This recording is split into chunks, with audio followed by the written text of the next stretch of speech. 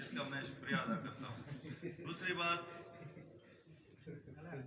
Revenue authority بل، اصل میں مسئلہ یہ ہے، یہ ایڈوکیٹ صاحب بھی سمجھتے ہیں، اس میں شراب کے لائسنس کی کوئی بات اس میں ہوئی ہی نہیں ہے، نہ کوئی سیل کا لفظ استعمال ہوا، نہ پرچیز کا، نہ ڈسٹریبیوٹ کا۔ یہ ایک ریونیو اتھارٹی ایک باڈی بنی ہے، ایک ادارہ بنا ہے، جیسا پاکستان میں FBI کا ایک ادارہ بنا ہے۔ FBI کے ادارے میں کسٹم ٹیرف کے اندر انسان کے علاوہ کائنات میں موجود ہر شے، ہر چیز کا ذکر ہے، اس میں ہر آئٹم کا ٹیکس ہے، اس کی ایسیسڈ ویلیو ڈکلیئر ہے۔ اسی طرح یہ ریونیو اتھارٹی بھی ایک ادارہ بنا ہے گلگت بلتستان میں لوکل ریونیو کو کلیکٹ کرنے کے لیے۔ یہ تو سمجھتے ہیں، لیکن یہ ٹوٹلی ان کی پولیٹیکل پوائنٹ اسکورنگ ہے۔ اور دوسری بات، جیسے میرے معزز ممبر کاظم محسن نے ذکر کیا، ان کو خوف ہے اسلامی پارٹیوں سے، اور یہ سیٹ بھی انہوں نے ون کیا ہے اسلام کے نام پہ، مذہب کے نام پہ، شیعہ کے نام پہ۔ اس کا واضح ثبوت، جب یہ میرے ساتھ الیکشن کنٹیسٹ کر رہے تھے نگر میں، کچار میں، ان کا کھلم کھلا نعرہ تھا کہ شیعہ وزیر اعلیٰ بن رہا ہوں میں شیعہ CM بننے جا رہا ہوں، لہٰذا آپ مجھے ووٹ کر دیں۔ اور ہماری جو ہے وہ 14 سیٹوں کی کمٹمنٹ ہوئی ہے، اسی ادارے کا نام دیا ہے۔ وزیر اعلیٰ جو ہے وہ الحمدللہ آپ کا ہی آ رہا ہے، اس لیے ہمارے ساتھ تعاون کریں۔ سر، اس میں ایڈوکیٹ صاحب نے تنقید کی کہ دین کو جو ہے سیل کر رہے ہیں۔ الحمدللہ ہم دین کی پروٹیکشن کر رہے ہیں، احیاء دین کے لیے ہم کام کر رہے ہیں، چاہے MWM ہو یا اسلامی تحریک پاکستان ہو یا JUI ہو۔ سیل نہیں کر رہے ہیں، سیل ایڈوکیٹ صاحب کر رہے ہیں مذہب کو۔ جب کہ حلقہ 1 میں ہار رہے تھے الیکشن، علماء کے پاس گئے یہی کہ مذہب کا کارڈ انہوں نے استعمال کیا، میں نے استعمال نہیں کیا، یا MWM نے استعمال نہیں کیا ہے۔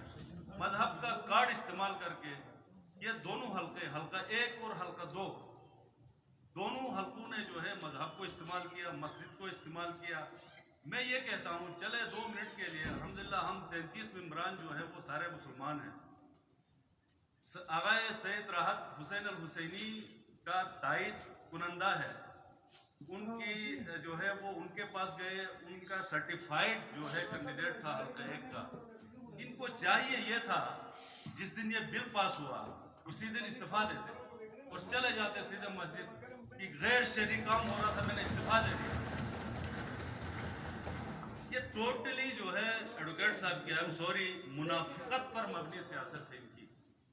یہ جھوٹ بولتے ہیں اور انتہائی منافقت پر مبنی ان کی سیاست ہے، اور قرآن کا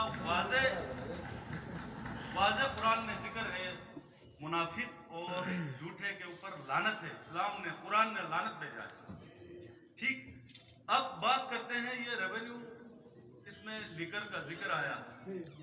میں یہ کہتا ہوں، ہم نے الحمدللہ ہمارے جتنے بھی علماء کرام ہیں میری جماعت کے، میں نے سب سے رائے لی، سب سے مشاورت کی ہے میں نے، اور اس سے حاصل شدہ ٹیکس آیا حرام ہے یا حلال، بات اس پہ آ جاتی ہے، کیونکہ اس کے اندر کوئی لائسنسی کا کوئی ذکر نہیں ہے۔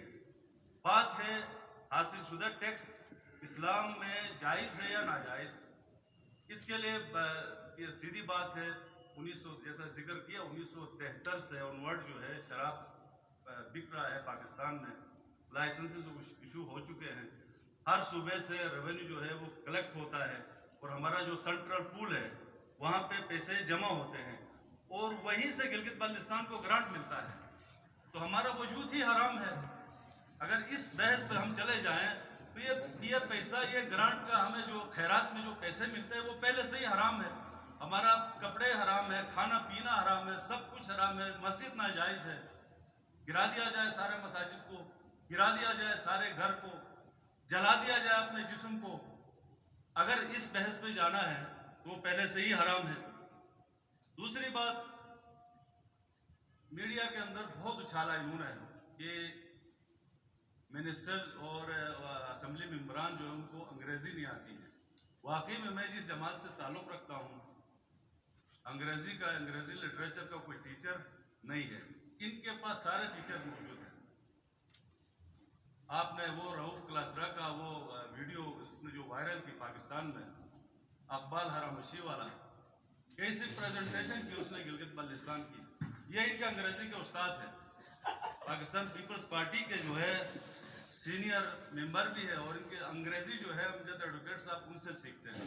मेरे पास कोई टीचर नहीं है। और कुरान के हवाले से आप सबको पता है, रहमान मलिक ने जो है कौमी असम्बली में सूरह मुल्क की जो तिलावत की, वो अब्दुल बासित जो है उनकी जो रूह जो है वो कब्र में तड़प रही, ऐसी उन्होंने तिलावत की। तो जनाब स्पीकर, जिस किसी ने भी पाकिस्तान में शराब के लाइसेंस का इजरा किया है, ये मैं कहता हूँ ये कौमी मुजरिम है। और हम सबको चाहिए कि सब मिलकर उसके ऊपर लानत भेजें, जिसने भी किया है पाकिस्तान में। ये जुरात तो पैदा करे, कम से कम ये जुरात तो हो, जिस किसी ने भी पाकिस्तान में लाइसेंसिंग का इजरा किया उसके ऊपर लानत हो। एक करारदाद आनी चाहिए, मुजम्मती करारदाद आनी चाहिए, जिसने भी किया है उसके ऊपर लानत हो, और उसकी पूरी पार्टी के ऊपर लानत हो, और पार्टी मेंबरान के ऊपर लानत हो जिन्होंने लाइसेंस का इजरा किया पाकिस्तान में।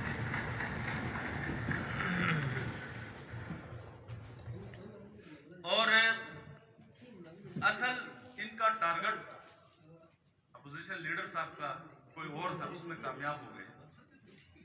ये तनकीद इनडायरेक्टली किसी और पार्टी के ऊपर करना चाह रहे थे, इसका जिक्र फतहुल्लाह साहब ने किया।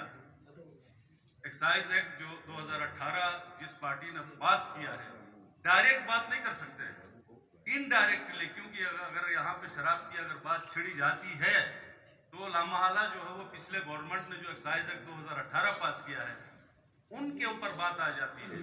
ये जिस टारगेट को लेकर आए थे एडवोकेट साहब, उसमें कामयाब हो गए।